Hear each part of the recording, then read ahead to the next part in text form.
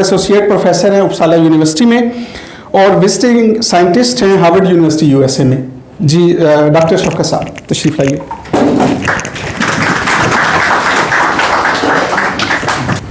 ये सबसे पहले तो हुकूमत स्वीडन का बहुत शुक्रिया कि उन्होंने एक अपॉर्चुनिटी दी, और डॉक्टर आरिफ कसाना साहब का और इनकी पूरी टीम का बहुत शुक्रिया कि उन्होंने मुझे अपॉर्चुनिटी दी। और मैं ये समझता हूँ कि ये कोई लेक्चर नहीं है, कोई बल्कि एक कम्युनिकेशन है, एक बताया जाए कि डायबिटीज़ क्या है, ये कैसे होती है, आया इससे कैसे हम इसको प्रिवेंट कर सकते हैं। मैंने कभी उर्दू में लेक्चर नहीं दिया वैसे, लेकिन ये मेरा पहला लेक्चर है जो मैं उर्दू में दे रहा हूँ, तो मैं कोशिश करूँगा कि ज़्यादा से ज़्यादा उर्दू इस्तेमाल करूँ। मे भी कोई थोड़ा बहुत इंग्लिश का लफ्ज़ आ जाए, लेकिन मैं कोशिश करूँगा कि ये उर्दू में ही सारी बात करूँ ना। तो ये जो आज का मेरा टॉपिक है वो टाइप 2 डायबिटीज़ या डायबिटीज़ होती क्या है, और फिर हम इसमें साउथ एशियंस का भी ज़िक्र करेंगे, जिसमें हम south Asian peoples from Pakistan, India और बांग्लादेश से और ये दूसरे लोग हैं, उसके बारे में हम बात करेंगे। सबसे पहले तो ये आज का लेक्चर जो मैं डेडिकेट करता हूँ मेरे वाला साहब को।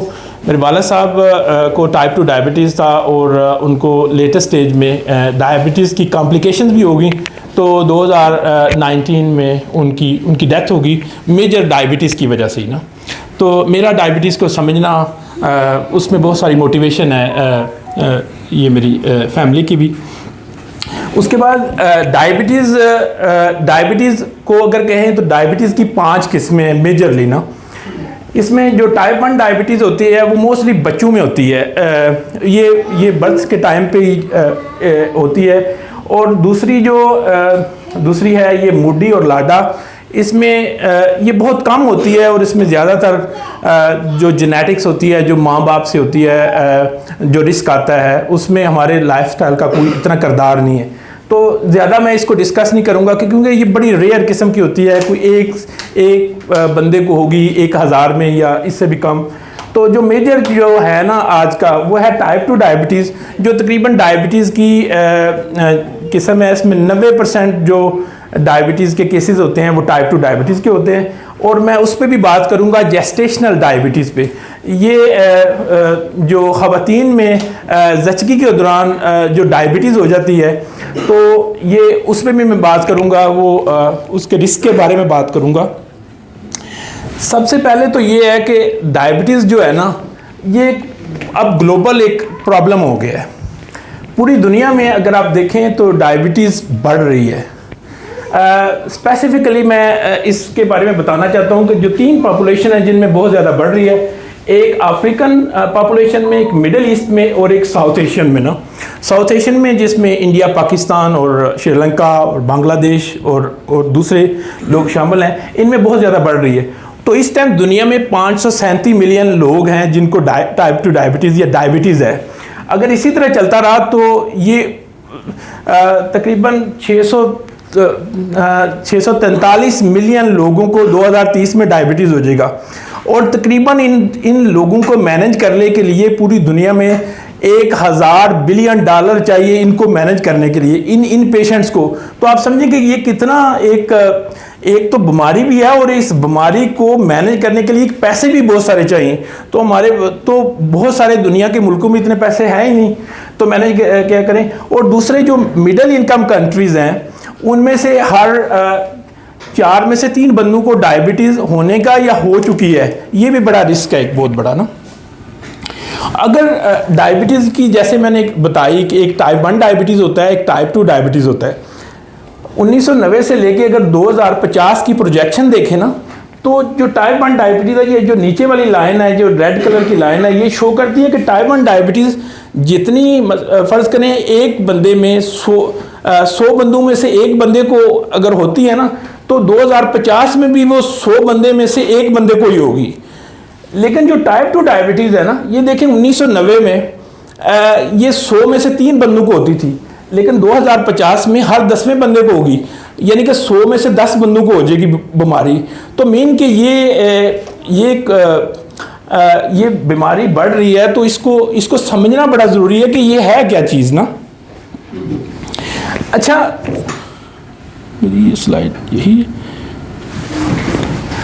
दूसरा एक और चीज़ है कि ये कोई बीमारी ऐसी नहीं है कि ये आज एक दिन में हो जाती है। इसे होने के लिए बहुत साल लगते हैं, कम से कम 13 से 15 साल लगते हैं, वो तब ये बीमारी होती है। फ़र्ज़ करें ये आई होप कि मैं शो कर सकूं, ये शो कर रहा है कि जो जिस तरह क्लिनिक में मेजर करते हैं ना, वो फास्टिंग ग्लूकोज या ग्लूकोज को मेजर करते हैं और फिर देखते हैं कि ये बंदे का ग्लूकोज कोई मतलब डिस्टर्ब आ रहा है कि नहीं, इसमें कोई प्रॉब्लम आ रही है कि नहीं। मसलन फ़र्ज़ करें इस बंदे को या बीमारी होती है या अभी बीमारी हुई है, तो उससे ना 13 साल पहले जो है ना ग्लूकोज लेवल, ये जो लोग हैं फ़र्ज़ करें अगर किसी को डायबिटीज़ ना हो तो उसका ग्लूकोज लेवल ऐसे ही रहेगा, फास्टिंग ग्लूकोज।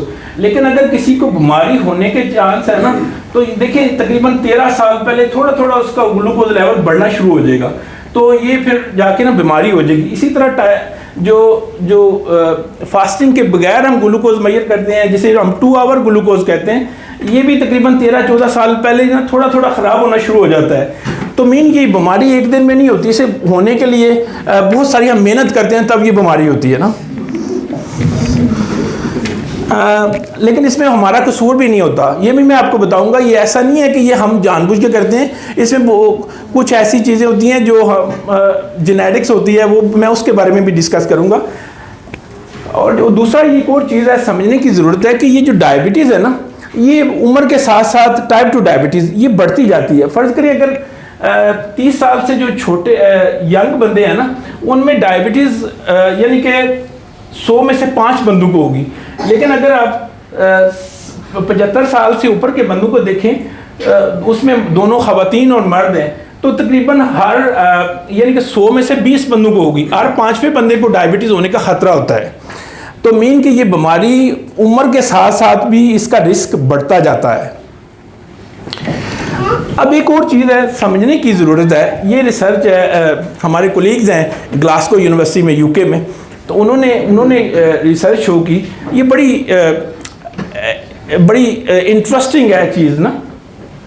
तो ये शो कर रहा है कि यहाँ तक ना नॉर्मल ग्लूकोज होता है और अगर टाइप 2 डायबिटीज़ होता है, तो इसमें शो ये कर रहा है कि फ़र्ज़ करें अगर जो साउथ एशियन बंदा है ना, जो रेड लाइन शो कर रही है, वो अगर 40 साल की उम्र में उसको डायबिटीज़ होती है ना, तो वही डायबिटीज़ जो यूरोपियन होगा ना, उसको 50 साल की उम्र में होगी। इसका मतलब ये है कि जो हम साउथ एशियंस है ना, उनको बीमारी जल्दी हो जाती है। अगर जल्दी हो जाती है इसका मतलब है हमें इसको जल्दी ख्याल भी करना पड़ेगा, इसको हमें ज़्यादा यानी कि स्ट्रॉन्ग इंटरवेंशन, यानी कि बीमारी को हमें कंट्रोल करने के लिए मेहनत भी ज़्यादा करनी पड़ेगी। तो यूजुअली ये ऐसा देखा गया है रिसर्च में कि जो साउथ एशियंस होते हैं ना, उनको यूरोपियन की निस्बत तकरीबन 5 से 10 साल पहले ये बीमारी हो जाती है।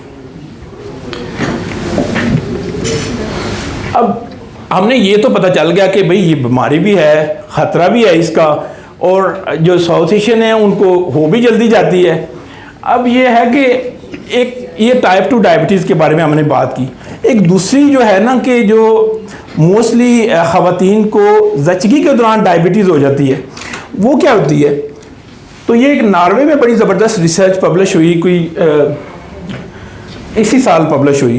तकरीबन उन्होंने 6 लाख ख़वातीन को जो ज़चगी के दौरान मतलब बर्थ्स हुई, बच्चे पैदा हुए, उन्होंने उन ख़वातीन में से देखा, उन्होंने ये देखा कि तकरीबन 2010 से ना लेके 2020 तक देखा तो ये ना बढ़ रही है।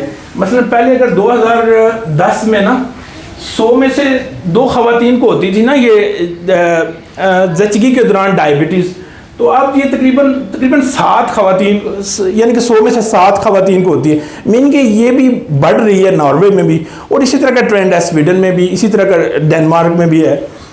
अच्छा, अब मैं 3 चीज़ें बताऊंगा जो उन साइंटिस्टों ने वो मैं बताई कि जो ज़चगी के दौरान डायबिटीज़ होती है ना, उसमें 3 चीज़ें बड़ी इंपॉर्टेंट होती हैं समझने के लिए ना। एक तो ओबेसिटी, अगर ख़वातीन का जिस्म, ख़वातीन का वज़न थोड़ा ज़्यादा हो ना, तो ये डायबिटीज़ की प्रेगनेंसी के दौरान होने की शरह बहुत बढ़ जाती है।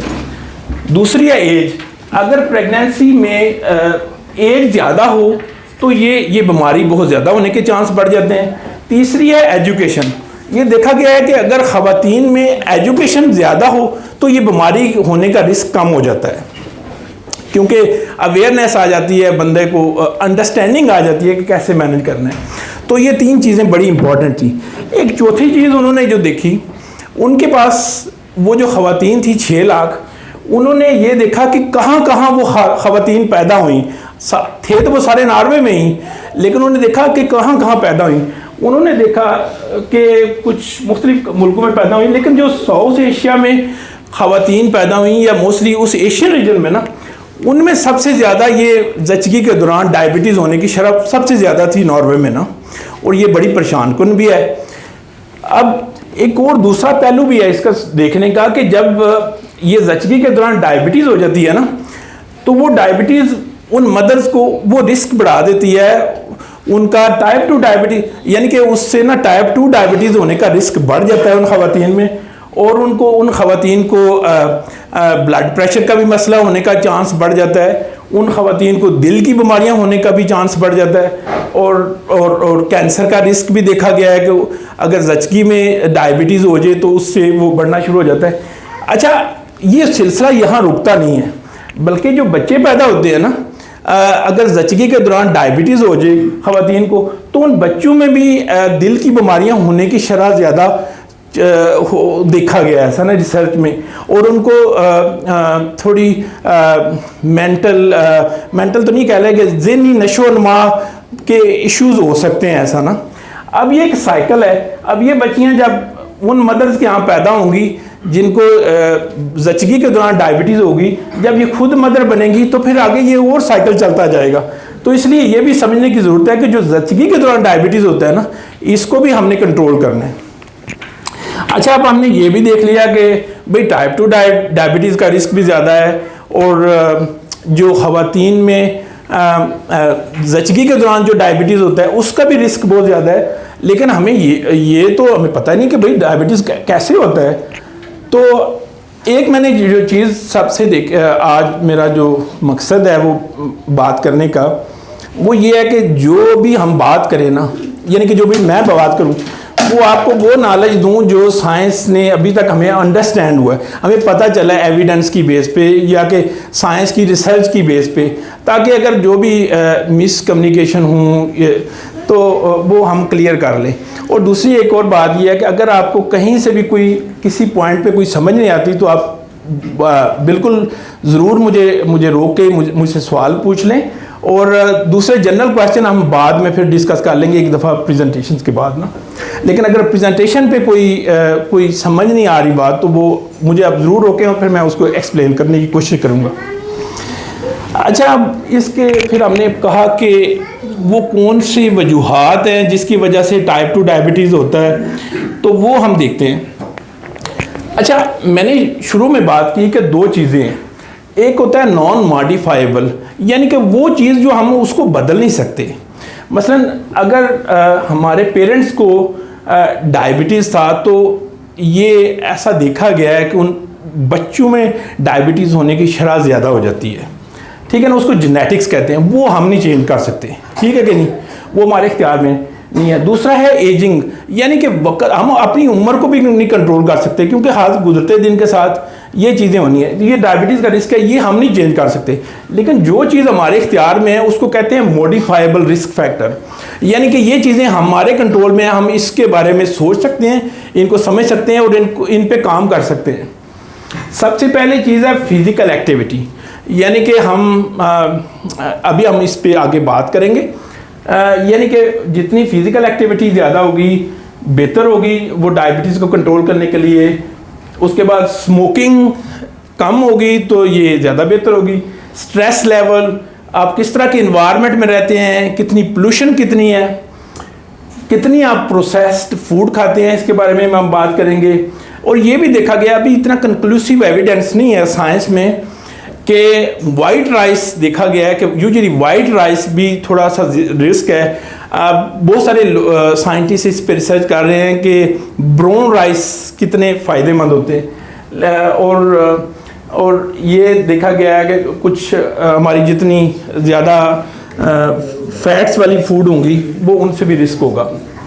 अच्छा, एक दूसरी चीज़ है समझने के लिए ये सारी डायबिटीज़ को, क्योंकि ये जितनी भी डायबिटीज़ है ना, टाइप 2 डायबिटीज़, ये पिछले 5 से 6 डेकेड में ये सारी बीमारी बहुत बड़ी है। हमारे जो बुज़ुर्ग होते थे पाकिस्तान में, गाँव में, कभी ये डायबिटीज़ का कोई नाम नहीं हमने सुना था, लेकिन ये चीज़ें आई हैं। कुछ उसकी वजूहात हैं कि ये तरक्की हुई है, टेक्नोलॉजी आई है।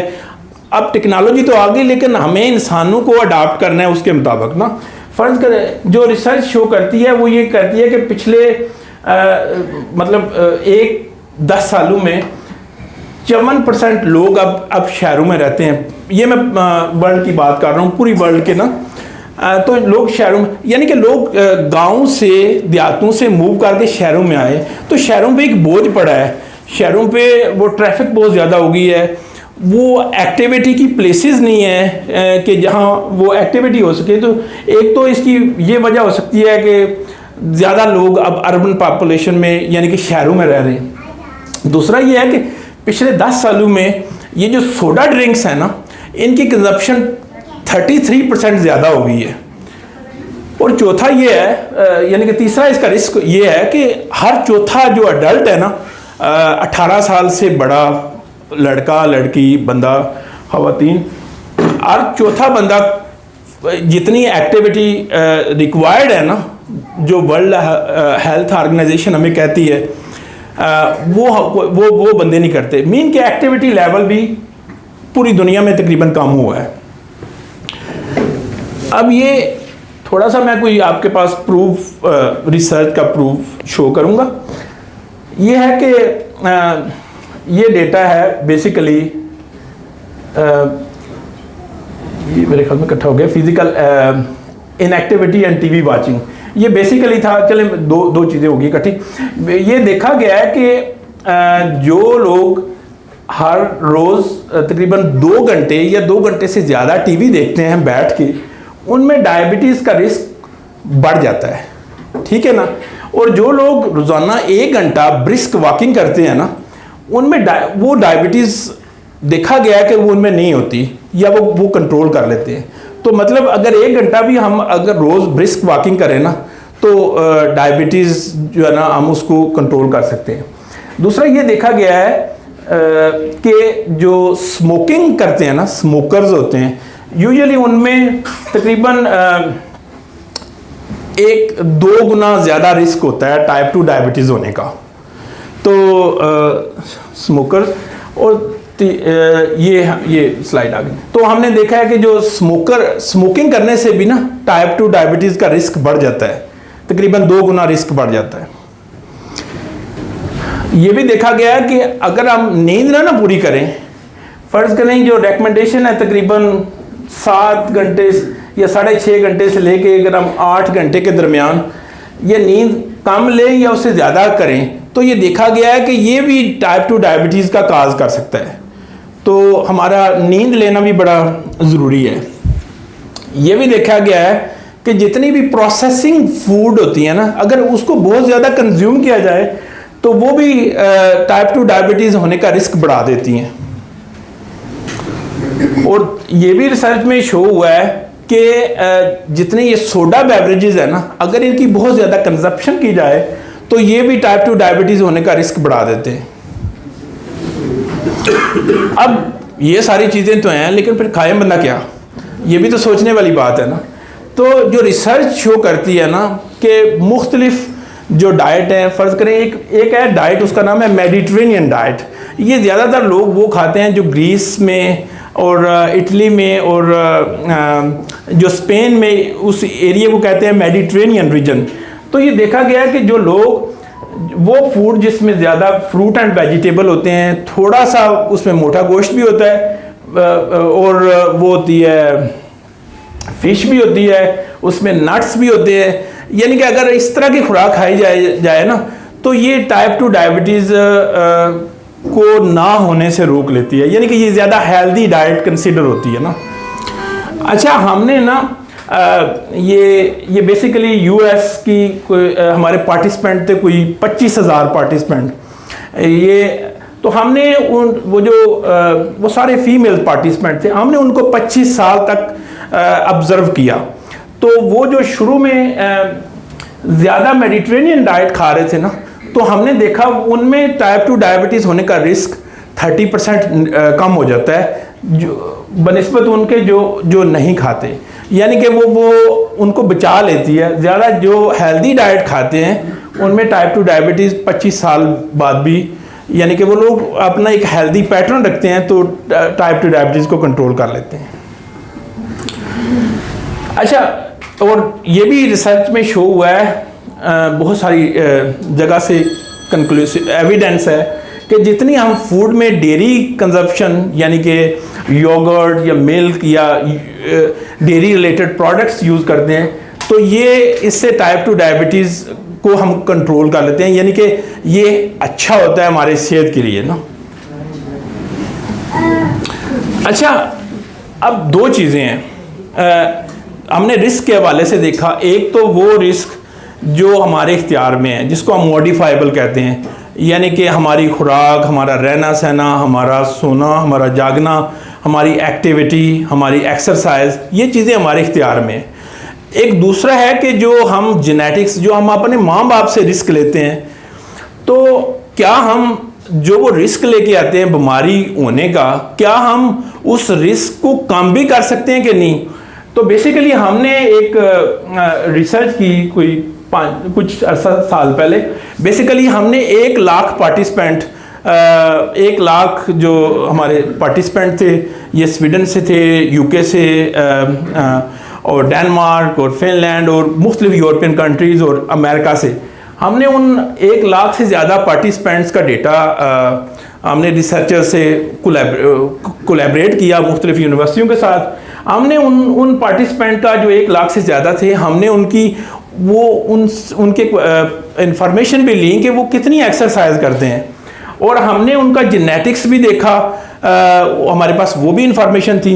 तो हमने ये देखा कि जो लोग एक्सरसाइज करते हैं ना, बेशक उनमें जेनेटिक रिस्क भी हो, यानी कि वो पेरेंट्स से वो टाइप 2 डायबिटीज़ का रिस्क लेके आए हों, लेकिन अगर वो अच्छा लाइफस्टाइल रखेंगे तो वो उस रिस्क को भी कम कर सकते हैं, यानी कि उस बीमारी को कम कर सकते हैं। तो ये एक बड़ी ज़रूरी चीज़ है public health point of view से, कि जैसा भी आप मतलब पेरेंट्स से जेनेटिक रिस्क होता है, लेकिन अगर हम हेल्दी लाइफस्टाइल रहें, एक्टिविटी करें, हमारा ओवरऑल लाइफस्टाइल सही हो, तो हम उस रिस्क को भी कम कर सकते हैं।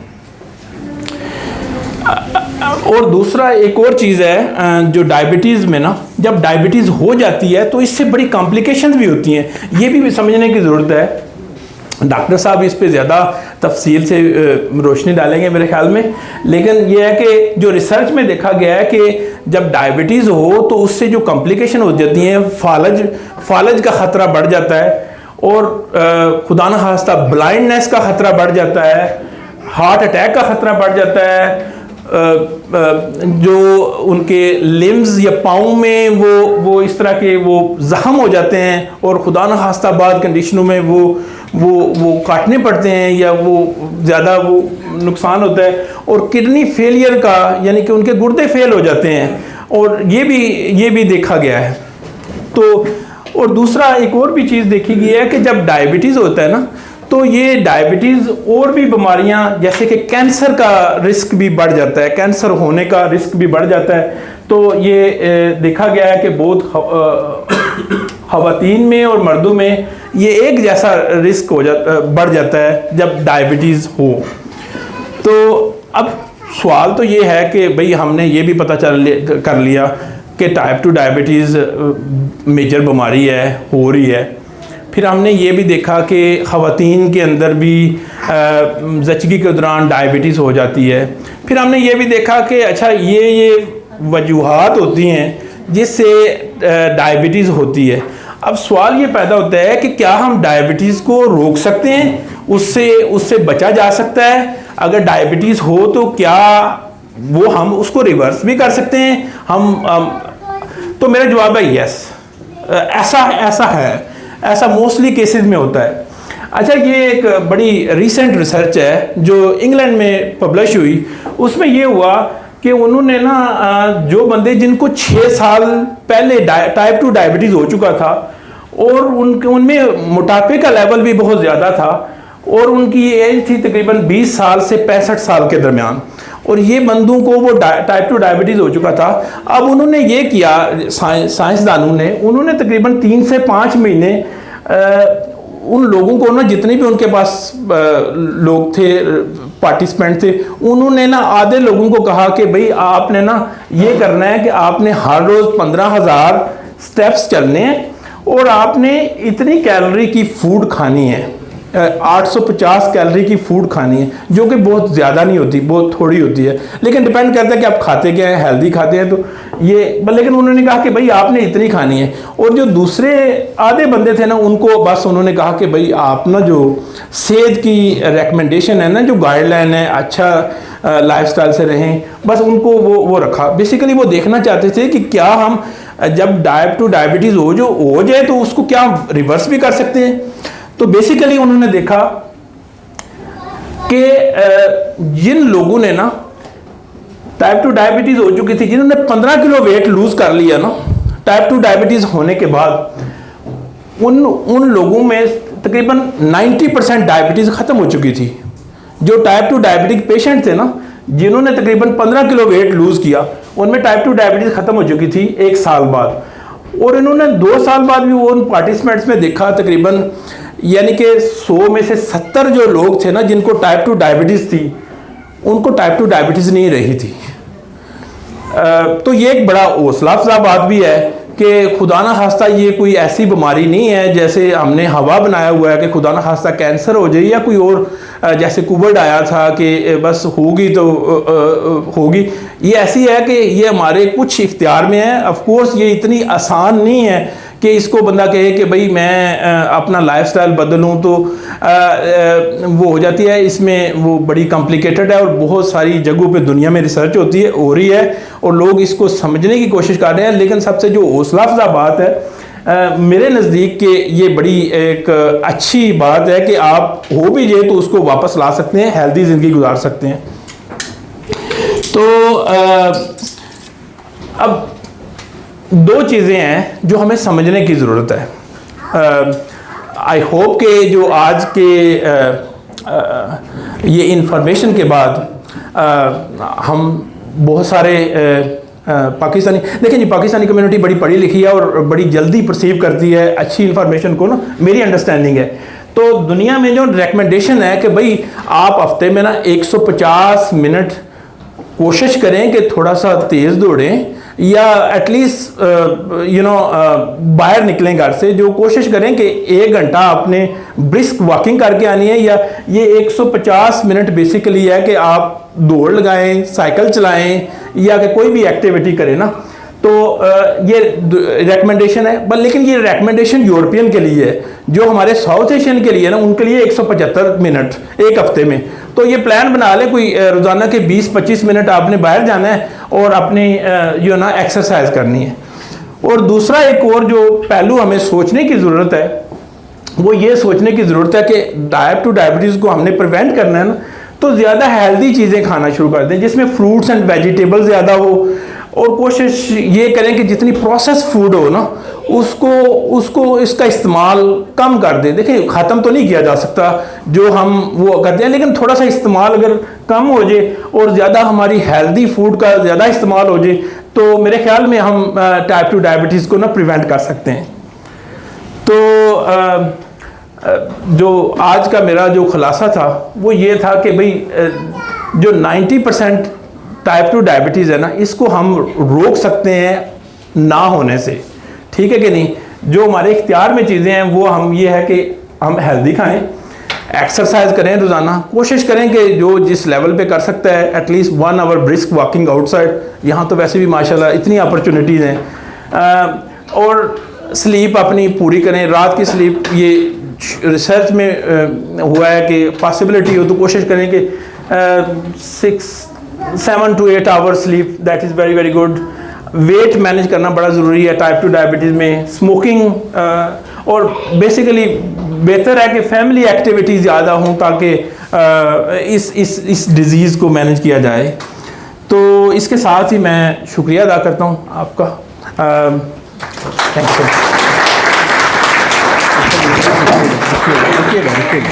मैं सलीमी साहब को दावत दूंगा कि वो तशरीफ़ लाएँ और डॉक्टर साहब को अखुवत की तरफ से।